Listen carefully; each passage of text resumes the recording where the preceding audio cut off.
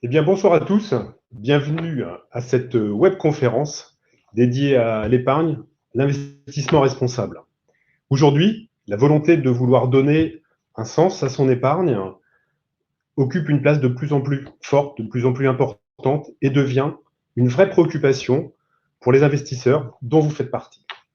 Vous posez certainement beaucoup de questions autour de ce sujet. Est-ce un effet de mode? Est-ce un mouvement durable? Peut-on allier éthique, performance? Comment sont sélectionnés les fonds? Que se cache-t-il derrière les différents labels, dits verts, dits green? Alors, pour vous aider ce soir à décrypter mieux l'univers de l'épargne responsable, à vous y retrouver, j'ai le plaisir ce soir d'être accompagné de Clémence Perrault, représentante de la société de gestion Mirova. Alors, Mirova, nous connaissons très très bien en Caisse d'épargne Noir Centre. C'est une société avec laquelle nous travaillons depuis plus de 6 ans. Nous sommes de vrais partenaires. Je qualifierais Mirova comme le pionnier, l'acteur de référence en termes de finances durables en France, en Europe et de plus en plus à l'international. Avant de rentrer dans le vif du sujet, sachez qu'il vous est possible de poser des questions via le fil de contact qui se situe à la droite de votre écran et nous tenterons d'y répondre à la fin de l'intervention. Donc bonsoir Clémence. Pourriez-vous donc vous présenter et nous parler de votre métier?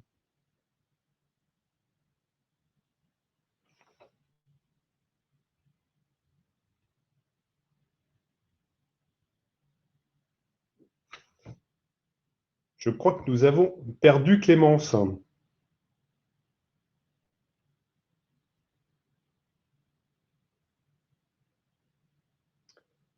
Normalement, c'est bon. Ça y est, j'ai oublié de monter sur scène, donc forcément, ça complique un peu les choses. Bonsoir tout le monde.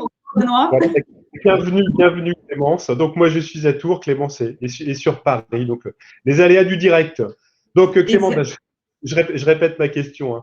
Donc maintenant si tu peux, si vous pouviez vous présenter et puis présenter votre métier. Oui, bien sûr. En tout cas, merci Benoît de consacrer cette session à Mirova et merci à tous d'être là ce soir. Alors, mon poste, c'est le poste d'investment spécialiste. Alors, c'est encore un anglicisme. Qu'est-ce qu'on entend par un poste d'investment spécialiste chez Mirova sur l'activité des actifs cotés? C'est tout simplement le porte-parole de l'équipe de gestion. L'idée, c'est vraiment d'avoir quelqu'un qui soit complètement intégré à cette équipe de gestion en participant aux phases clés de la vie de chacun des portefeuilles de la gamme Mirova, aussi bien sur les actions, sur les obligations que sur notre fonds diversifié. Voilà mon poste. Très bien. Maintenant, concernant Mirova, pourriez-vous nous en dire un peu plus sur son histoire, la philosophie qui anime les fondateurs depuis la création en 2014? Ouais, effectivement, Benoît, Mirova est devenue filiale du groupe Natixis en 2014. Mais l'idée, en fait, a germé il y a beaucoup plus de temps que ça dans l'esprit des trois fondateurs de Mirova, que sont Philippe Zawati, Anne-Laurence Fouché et Hervé Guez.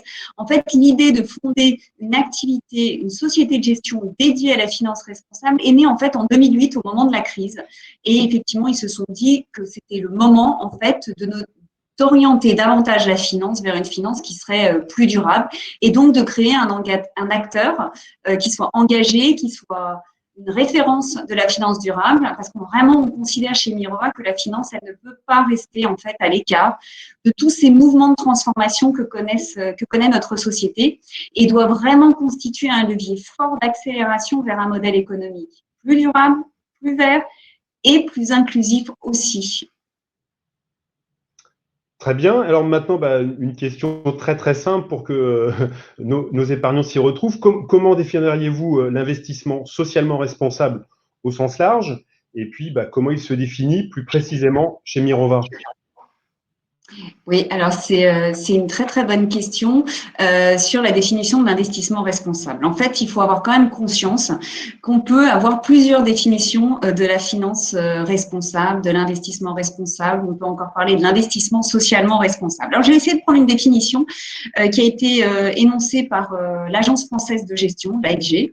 Alors, l'ISR, donc l'investissement socialement responsable, ça va être un placement qui vise à concilier à la fois la performance économique et l'impact environnemental et social positif. Alors, comment on fait ça? Eh bien, on va le faire en finançant des entreprises, des entités publiques qui vont contribuer au développement durable, quel que soit leur secteur d'activité. Et ça va être important de le faire en influençant la gouvernance et le comportement des acteurs. Et c'est là où l'investissement socialement responsable va favoriser une économie plus responsable. Voilà la définition. Maintenant que je vous ai donné cette définition, ce qui peut peut-être être intéressant, parce que je comprends que ce soit compliqué de s'y retrouver dans ce marché de la finance responsable ou de l'investissement responsable, c'est de vous expliquer un peu comment est organisé le marché. Je vais vous l'expliquer tout simplement pour la France, mais c'est la même chose en fait sur l'Europe. En fait, vous allez trouver 4 grandes stratégies sur le marché en France. Quand on parle d'investissement responsable, vous allez souvent entendre parler de la stratégie qui vise à intégrer des critères environnementaux, sociaux, de gouvernance au sein d'un processus de gestion. La deuxième stratégie que vous allez trouver souvent, c'est la stratégie d'exclusion. Ça veut dire que la société de gestion décide d'exclure certains secteurs de son univers d'investissement. Par exemple, le tabac, l'armement, les jeux d'argent, les énergies fossiles, les activités minières, par exemple. Il y a une troisième typologie de stratégie qui existe aussi sur le marché en France, c'est les fameuses stratégies dites thématiques. Vous avez des stratégies thématiques avec la thématique environnementale et des stratégies avec la thématique sociale. On reviendra un petit peu plus tard lors de la présentation sur 2 fonds. Un fonds qui justement est sur cette thématique environnementale et un fonds qui est sur la thématique sociale. Puis la dernière stratégie qui est importante, c'est bien sûr la stratégie d'impact. Être capable de plus en plus de démontrer qu'on a un impact environnemental et social positif avec les investissements que nous réalisons. Et ça, vraiment, c'est un point clé. Si je reviens à la première stratégie, je vous disais, on décide d'intégrer des critères environnementaux, sociaux et de gouvernance dans le processus d'investissement. Il y a 2 petites sous-stratégies qui existent là-dessus. Celle qu'on appelle best in class. Mirova n'est pas du tout là-dessus. Le best in class, c'est quand même malgré tout 80% du marché en France. Ça veut dire quoi concrètement? Ça veut dire que pour le coup, des sociétés de gestion s'autorisent à investir sur tous les secteurs de la cote. Donc, je vous parlais tout à l'heure du tabac, l'armement, les jeux d'argent. Ils peuvent être investis sur ces secteurs-là. La seule contrainte qu'ils ont, c'est qu'ils devront choisir dans chacun de ces secteurs les sociétés qui seront le mieux notées d'un point de vue extra-financier. Nous, chez Mirova, on n'est pas du tout là-dessus. On est plutôt sur vraiment de l'intégration des critères environnementaux, sociaux et de gouvernance via une approche best in universe. Pourquoi best in universe? Parce qu'en tant que société de gestion, Mirova veut définir son propre univers d'investissement. Ça rejoint la stratégie d'exclusion de certains secteurs. Vous retrouvez effectivement pas un certain nombre de secteurs dans nos portefeuilles. Je pense justement à ceux que j'ai cités, les énergies fossiles, les jeux d'argent, l'armement, le tabac, etc. Et puis, on fait également chez Mirova de la thématique. C'est ce que je vous disais tout à l'heure. Je vous présenterai 2 fonds qui répondent à cette thématique environnementale et un autre à la thématique sociale. Et puis, bien sûr, pour toute notre gamme chez Mirova, on veut toujours tendre à démontrer qu'on a cet impact environnemental et social positif. Tout ça pour dire qu'effectivement, Mirova a un profil qui est extrêmement hybride, comme vous le comprenez, et qui a effectivement cette spécificité vraiment de partir de son propre univers d'investissement qui définit. Voilà. Donc ça, c'était les points clés après cette définition d'investissement socialement responsable, après l'organisation de ce marché. Après, je voudrais peut-être souligner un mot, si tu le permets, Benoît, c'est de vous expliquer aussi, au-delà de notre positionnement à travers ces différentes stratégies de notre profil hybride, c'est comment chez Mirova ça se traduit. Ça se traduit tout d'abord par notre philosophie d'investissement, bien sûr. Ça se traduit par notre processus d'investissement. Ça se traduit également par notre politique de vote et d'engagement auprès des entreprises dans lesquelles on va investir. Ça, on publie un rapport chaque année qui est donc mis à jour, bien sûr, chaque année, et qui vous permet de partager avec vous la politique d'engagement qu'on a menée avec certains émetteurs et également les opérations d'engagement avec ces émetteurs pour les pousser à améliorer la gestion des pratiques environnementales et sociales. Donc, ça se traduit par tous ces éléments, en fait, vraiment chez Mirova. Et puis, j'ai envie de vous dire, il faut surtout, c'est pas parce qu'on est considéré chez Mirova comme pionnier, expert de la finance durable, l'un des pionniers d'ailleurs, je devrais dire, et expert de la finance durable, qu'il faut s'arrêter là, en fait. Chez Mirova, on a vraiment cet état d'esprit qui est de continuer à faire bouger les lignes en permanence.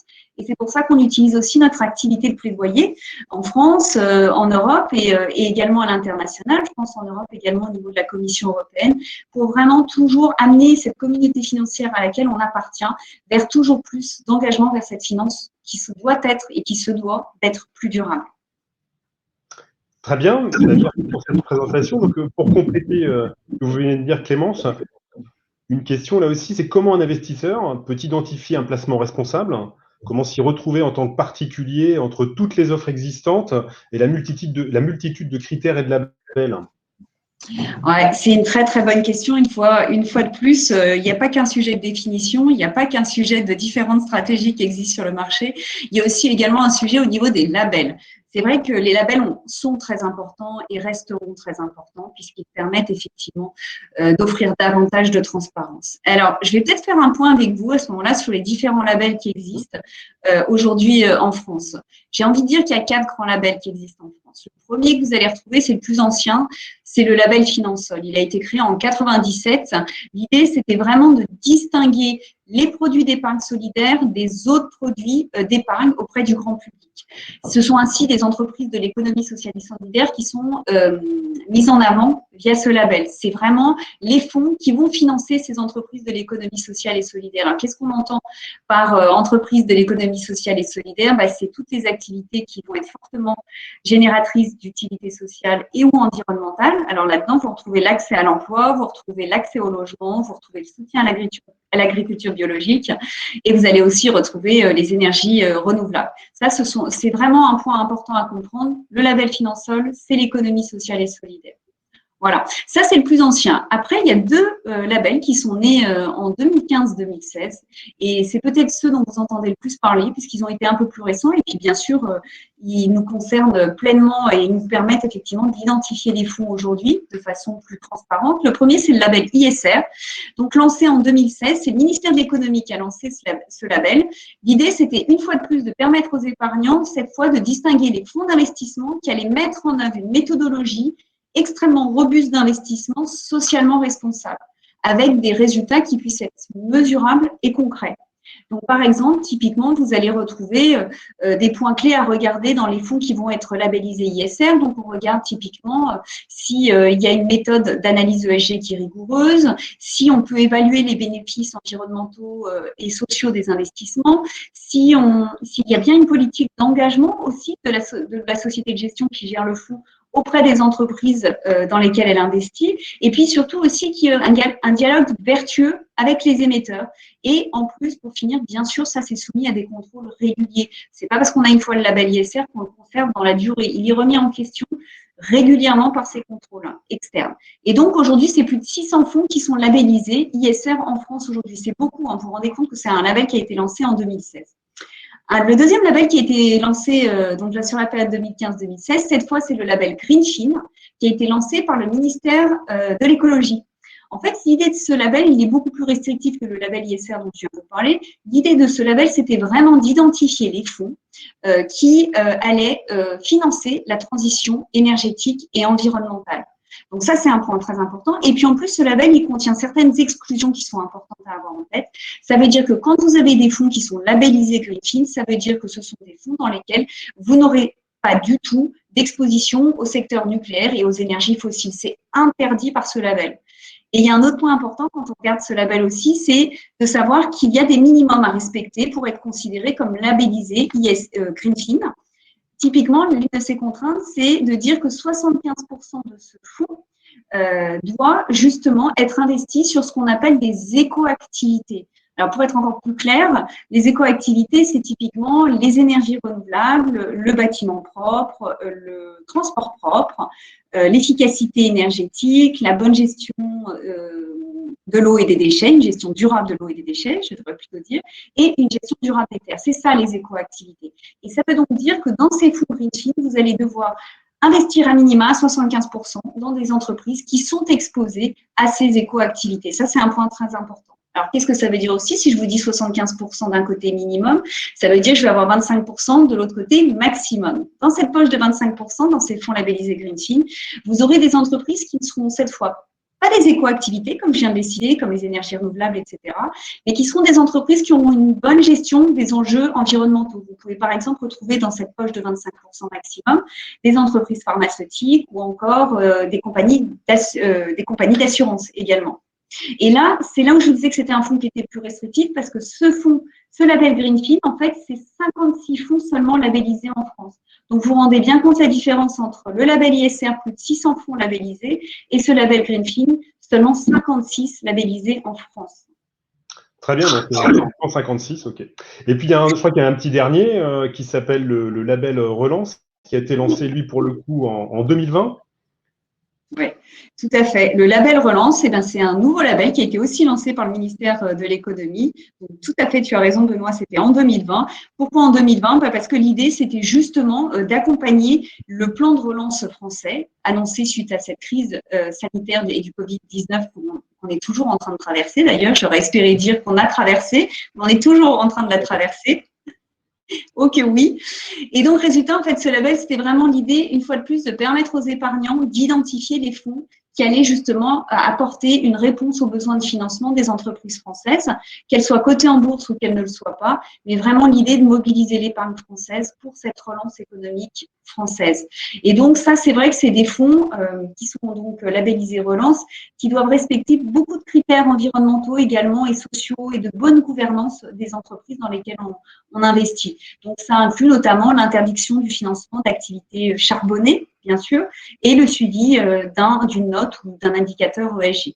Et là, pour le coup, c'est un label qui a été lancé en 2020 et il y a déjà eu 120 fonds labellisés. C'est allé très, très vite. Mais elle est limite tant mieux parce que ça veut dire qu'on va accompagner nos entreprises pour se relever de cette crise.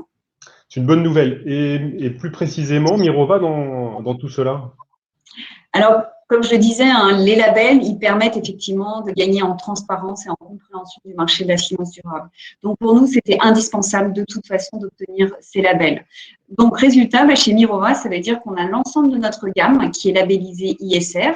On a en plus des fonds qui, au-delà de la labellisation ISR, ont également la labellisation Greenfin, les fameux fonds dédiés à la transition énergétique et environnementale, comme c'est le cas du fonds Mirova Europe Environnement que je vous présenterai tout à l'heure.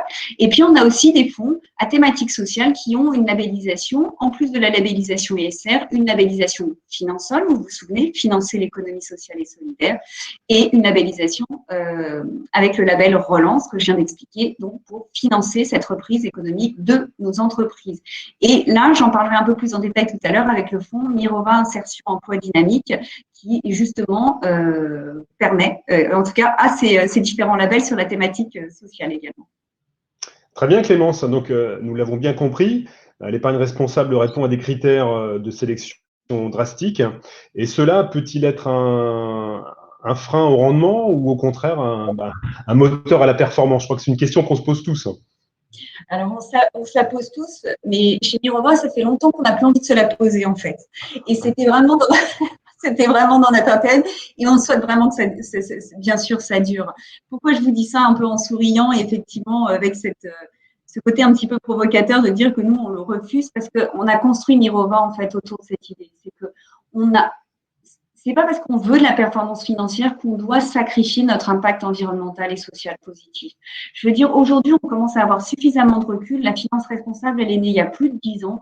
Il y a un certain nombre de fonds chez Mirova qui existent aussi depuis bien, bien longtemps. Je pense à certains depuis 1994 ou d'autres même depuis 2007. Donc, on a vraiment du recul pour vraiment bien voir qu'on peut avoir de la performance financière et qu'on peut effectivement tendre à démontrer notre impact environnemental et social positif. Ça, c'est très important. Alors concrètement, je vais vous l'illustrer, parce que c'est quand même toujours mieux avec des chiffres, les performances. Donc, je vais prendre typiquement le fonds dont je vous parlais tout à l'heure, que je vais vous présenter dans quelques minutes, qui s'appelle le fonds Mirova Europe Environnement. Ce fonds dédié à la transition énergétique et environnementale, c'est un fonds qu'on a lancé en 2007 chez Mirova. Et typiquement, je peux vous dire que ce fonds qui a été lancé en 2007, il a surperformé son indice de référence de 52% depuis donc 2007. Et si je prends la période si particulière de 2020, c'est encore une fois un fonds qui a surperformé son indice de référence de 27%. Et bien sûr, pour ce fonds, on a des indicateurs d'impact et on tend vraiment à démontrer notre impact environnemental et social positif. Donc oui, on peut faire de la performance financière tout en ayant de l'impact environnemental et social positif.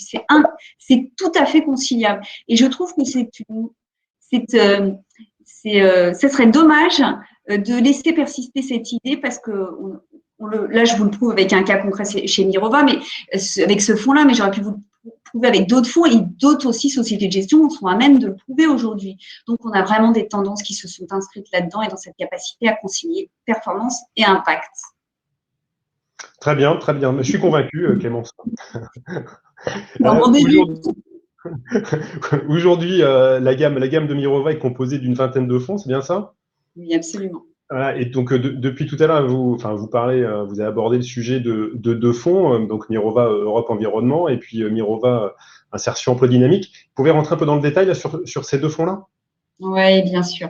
Alors, j'aime beaucoup le fonds Mirova Europe Environnement, comme je vous le disais, fonds labellisé Greenfin, fonds qui a aussi qui a bien sûr le label ISR également. Donc, c'est vraiment le fonds dédié à cette transition énergétique et environnementale. Je vous expliquais la surperformance du fonds depuis son lancement en 2007 et puis également sur cette année 2020. En fait, ce qui est intéressant d'avoir en tête avec ce fonds, c'est que c'est un fonds qui est géré d'ailleurs par la même équipe de gestion, avec Suzanne Senlar comme gérante du fonds depuis vraiment ses débuts. Aujourd'hui, on gère 2,5 milliards sur ce fonds. Alors, l'ADN du fonds, elle me plaît parce qu'en fait, elle repose sur le principe que nous n'avons pas de planète B et que par conséquent, il est plus que nécessaire, voire même indispensable, de protéger, nos ressources naturelles, 2, de contribuer à la stabilité climatique et 3, de favoriser des écosystèmes qui soient sains. Et c'est pour ça que dans ce fonds, on est investi aujourd'hui à plus de 85% sur les éco-activités dont je vous parlais tout à l'heure, ces fameuses énergies renouvelables, mobilité propre, construction propre, efficacité énergétique. Je vous rappelle, le label nous demande d'être à 75% minimum. On est allé vraiment plus loin chez Mirova avec 85% sur les éco-activités. Et donc, pour le sol du fonds, c'est ce que je vous expliquais tout à l'heure, on a choisi des entreprises qui ne sont pas ces éco-activités, mais qui, en revanche, ont cette bonne gestion des enjeux environnementaux. Donc ça, c'est un point important. C'est un portefeuille qui est assez concentré. Vous avez 58 valeurs en portefeuille, 58 entreprises, je devrais dire cotées. Donc plus de 80% sont des entreprises européennes. On a quelques entreprises nord-américaines dans le fonds, typiquement pour aller chercher des technologies qui n'existent pas encore en Europe ou encore des applications qu'on n'a pas encore en Europe. Typiquement, on est allé chercher quelques entreprises, notamment sur l'hydrogène vert, et puis quelques entreprises qui ont des applications également sur le solaire. Donc voilà, donc ça fait quelques valeurs nord-américaines dans le fonds, mais c'est vraiment un fonds européen dans le cœur de sa composition. Dans notre top 10 de valeurs, vous allez retrouver des entreprises, justement, pour vous donner des exemples, comme le leader de l'éolien, la société Vestas. Donc ça, c'est sur les énergies renouvelables, bien sûr. Vous allez retrouver des entreprises comme Alstom, pour cette fameuse mobilité propre. Vous allez retrouver des entreprises comme Air Liquide sur les gaz industriels et qui, effectivement, est intéressant aussi sur ses développements sur l'hydrogène vert. Vous allez retrouver une entreprise comme Saint-Gobain aussi pour l'isolation des bâtiments. Donc, voilà. Autre point important sur ce fonds, c'est un fonds qui a aussi un biais avec des petites et moyennes capitalisations boursières. Alors, pourquoi c'est si intéressant pour nous aussi de regarder ça? Parce que comme c'est un fonds qui est dédié à la transition énergétique et environnementale, on veut vraiment en fait aller chercher aussi des entreprises de plus petite taille qui vont être plus innovantes, qui se sont introduites en bourse par exemple récemment. Je pense tout de suite à l'entreprise française McPhy, qui s'est introduite en bourse, c'était l'année dernière, donc 2020. Et c'est une entreprise qui est spécialisée effectivement sur les électrolyseurs pour produire de l'hydrogène vert. Donc ça, c'est vraiment un point intéressant. Et on accompagne cette entreprise depuis son introduction en bourse et on espère vraiment l'accompagner dans la durée, puisque dans ce portefeuille, vous allez avoir des entreprises qu'on peut détenir 6, 7, 8, 10 ans en portefeuille. Voilà. Et puis, un point important d'un point de vue extra-financier, c'est pour ça que vous avez cette slide qui s'affiche sous vos yeux, c'est qu'on a des indicateurs d'impact. C'est vraiment le cas pour tous nos fonds. Qu'est-ce qu'ils vous disent, ces slides? En fait, ils vous disent, si on revient juste sur la slide d'avant, ils vous disent justement, si je prends le premier chiffre, que 100% de ce fonds Mirova Europe Environnement est investi sur des entreprises qui sont notées positives et engagées d'un point de vue extra-financier. Qu'est-ce que ça veut dire? Ça veut dire que ce sont des entreprises qui contribuent positivement, voire très positivement, à l'atteinte des objectifs de développement durable. Là où c'est intéressant, c'est que vous voyez que l'indice de référence dessous, qui est le MSCI Europe, c'est seulement 49% d'entreprises qui composent cet indice qui ont ces notations vert clair et vert foncé. Et puis, autre différence avec l'indice de référence, vous voyez qu'il y a une partie orange et rouge dans l'indice de référence que vous ne retrouvez pas dans notre portefeuille. Et là, bien sûr, ce sont toutes les activités et les secteurs dont je vous parlais tout à l'heure sur lesquels nous ne pouvons pas être exposés chez Mirova. Donc, vous retrouvez par le label, effectivement, le nucléaire et les énergies, bien sûr, fossiles, mais c'est également tous les sujets autour de l'armement, des jeux d'argent, etc. Donc voilà, donc ça a vraiment du sens, en fait, d'avoir une équipe d'analystes extra-financiers en interne chez nous, chez Mirova. C'est 12 personnes qui travaillent pour vous fournir ces qualités aussi de portefeuille en coordination avec l'équipe de gestion. Et puis, vous voyez dessous, il y a un deuxième indicateur sur lequel on va… voilà, exactement. Merci. Le deuxième indicateur et le premier chiffre, c'est 75%. Juste pour vous expliquer ce que ça veut dire, ce 75%, ça veut dire que 75% de ce portefeuille Mirova Europe Environnement contribue à la stabilité climatique en limitant les émissions de gaz à effet de serre.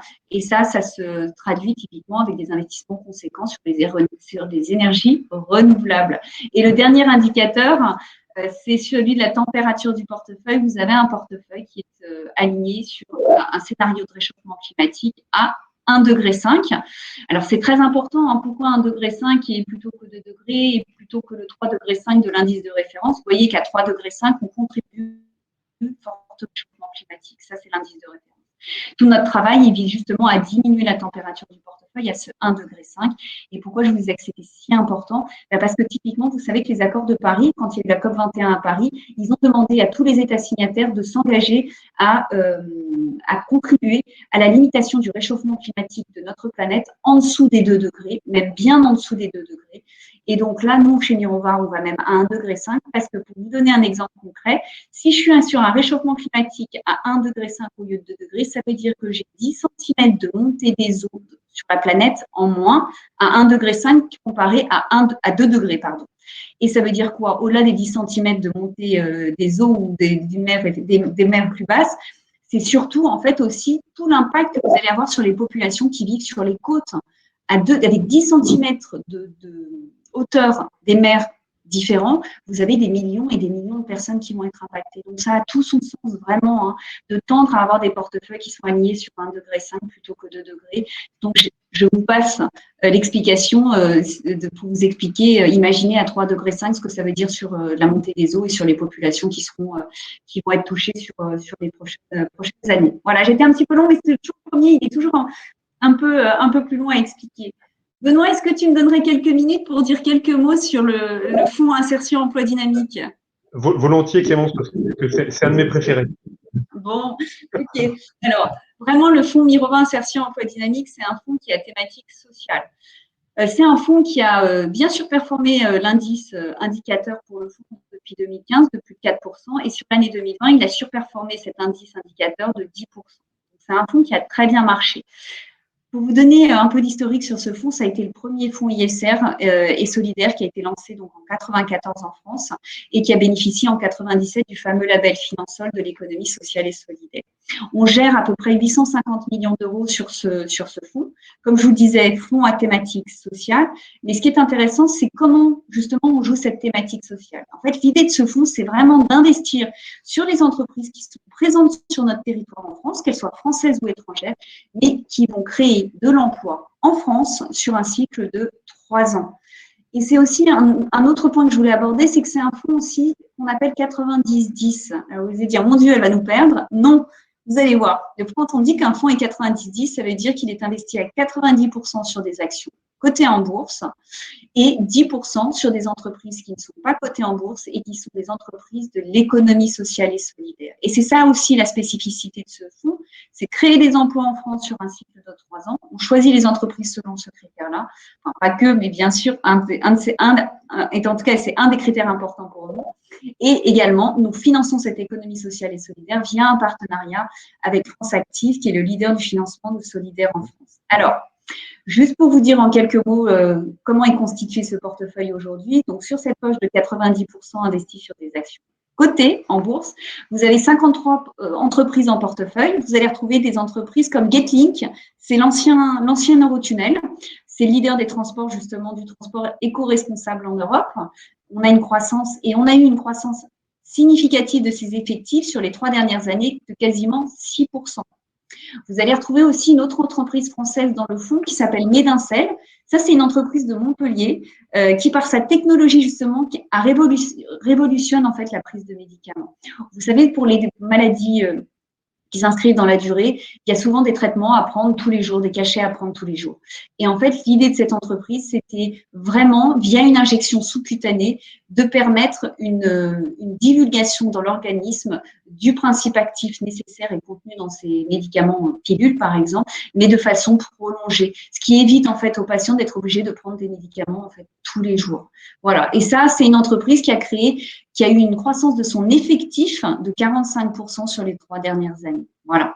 Donc ça, c'est sur la poche cotée. Sur la poche non cotée, je crois qu'on arrive bientôt au temps imparti. Sur la poche non cotée, donc sur le financement, l'accompagnement en tout cas de l'économie sociale et solidaire, vous allez retrouver des acteurs comme Habitat et Humanis. Vous savez, c'est l'accès au logement justement pour les personnes âgées avec des difficultés financières. Donc voilà, ça effectivement, dans cette poche de 10%, donc non côté et pour l'économie sociale et solidaire, vous allez retrouver des acteurs comme ça.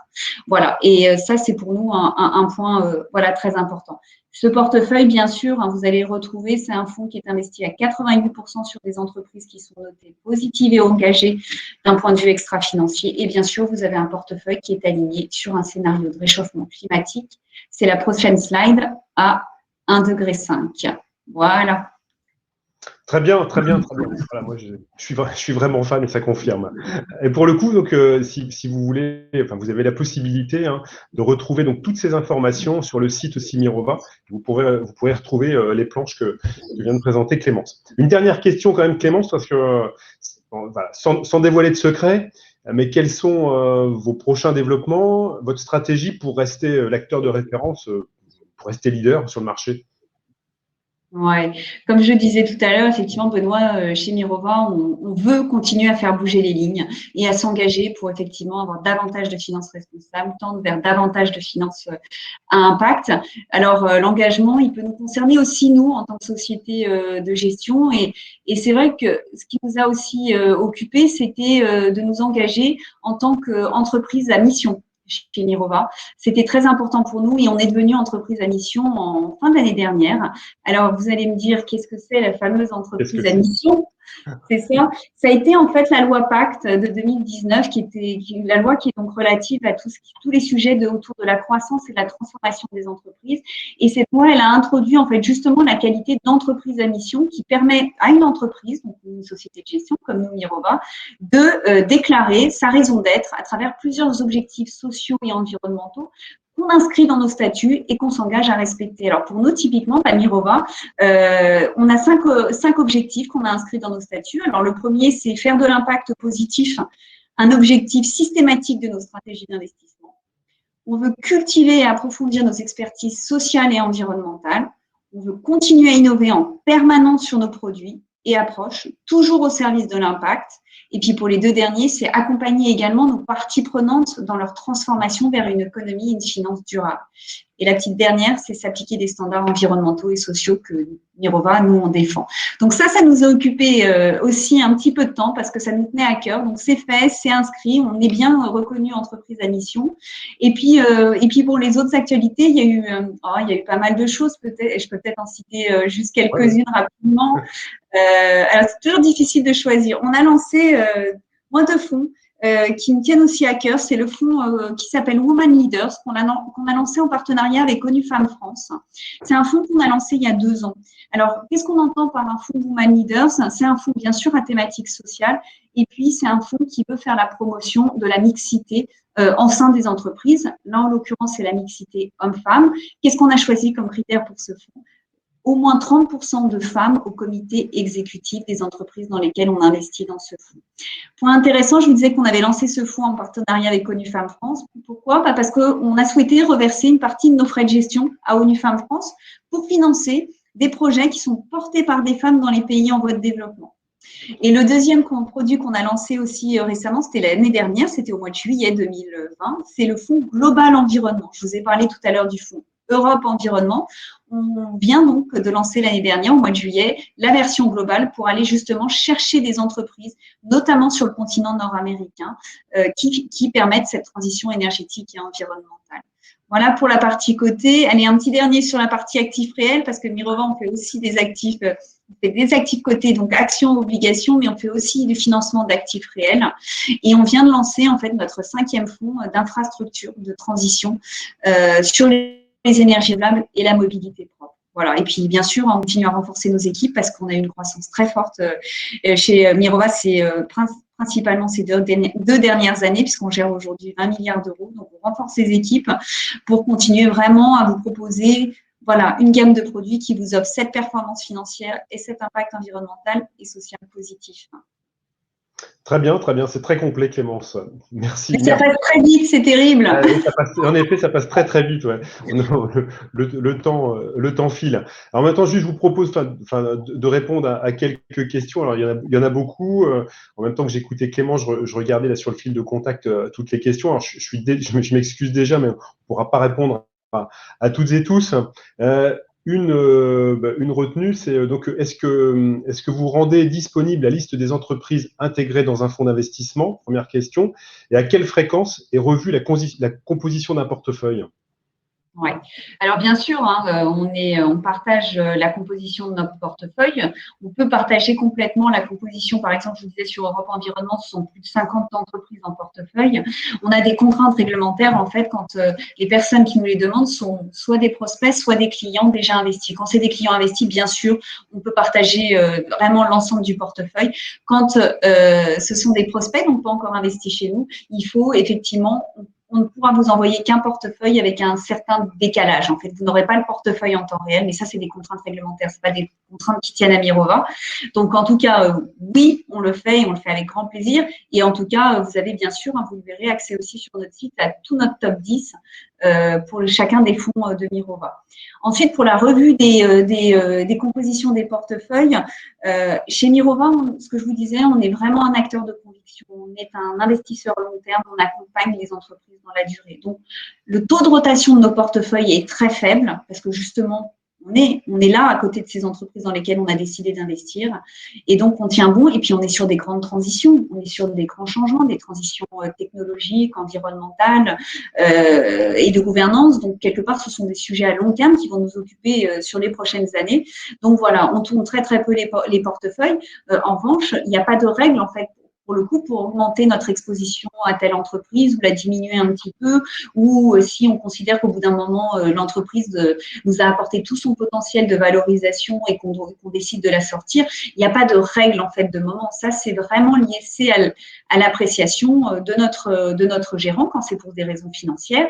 Et puis, par exemple, de notre équipe extra-financière également, qui peut à un moment donné décider de noter une entreprise parce qu'il y a eu des mauvaises nouvelles du côté de l'entreprise. Je pense au cas Facebook en 2018, on l'avait dans un des portefeuilles, et puis il y a eu le fameux scandale Cambridge Analytica qui était, si vous vous rappelez, l'utilisation des données personnelles des comptes Facebook dans le cadre d'une élection politique. Et là, en fait, nous, on a considéré, autant avant, on considérait que Facebook pouvait être investissable chez nous, autant après ça, en fait, on s'est aperçu que Facebook ne garantissait pas suffisamment la protection des données personnelles et que donc, typiquement, elle n'offrait plus les garanties extra-financières qu'on attendait, nous, chez Mirova. Et donc, concrètement, on l'a dégradé d'un point de vue extra-financier. Comment ça s'est traduit pour le gérant, concrètement? Eh bien, le gérant, il a 3 mois pour sortir sa position sur Facebook, en l'occurrence, en 2018, qui doit sortir parce qu'elle a été dégradée d'un point de vue extra-financier. Donc, chez nous, c'est toujours la combinaison du financier et de l'extra-financier qui peut aussi amener le gérant à devoir ajuster sa position sur une valeur ou la sortir, ou au contraire, pouvoir rentrer une valeur dans laquelle il ne pouvait pas investir auparavant. Très bien. Eh bien, il y a plein d'autres questions. Je m'excuse, mais on pourra pas aller plus loin. Il est déjà 18h40. On a mangé le temps. Donc, merci Clémence pour toutes ces précisions. Nous espérons que cette webconférence aura su répondre à vos interrogations. Et je dirais aussi vous donner envie d'investir dans cette épargne thématique, une épargne ouverte à tous. À la Caisse d'épargne, nous sommes soucieux de mettre à votre disposition des offres de qualité pour diversifier vos avoirs. Aujourd'hui, la Caisse d'épargne doit être utile à tous. Vous êtes utile, c'est notre slogan. Et la performance pour la performance ne suffit plus. Donc, nous avons clairement besoin d'ajouter à la performance un vrai sens à vos investissements. Moi, je suis convaincu que l'ISR, le SG, sera la règle de demain. Et que le risque réside plus dans les sociétés qui ne jouent pas le jeu de l'avenir responsable. Notre rôle, donc, c'est de sélectionner pour vous les meilleurs partenaires dont fait partie Mirova, pour vous permettre d'investir en toute confiance et en pleine cohérence avec vos convictions. Donc, nos conseillers sont bien sûr à votre disposition, nos chargés de clientèle particuliers, nos chargés de clientèle premium, nos chargés d'affaires gestion privée, donc tous sont à votre disposition pour vous aider à valoriser votre patrimoine. Et vous pouvez aussi retrouver beaucoup d'éléments sur notre gamme de placements éthiques sur notre site Caisse d'épargne. Je vous souhaite à tous une très très bonne soirée et à très bientôt dans nos agences. Merci. Merci à tous, à bientôt. Au revoir. Au revoir.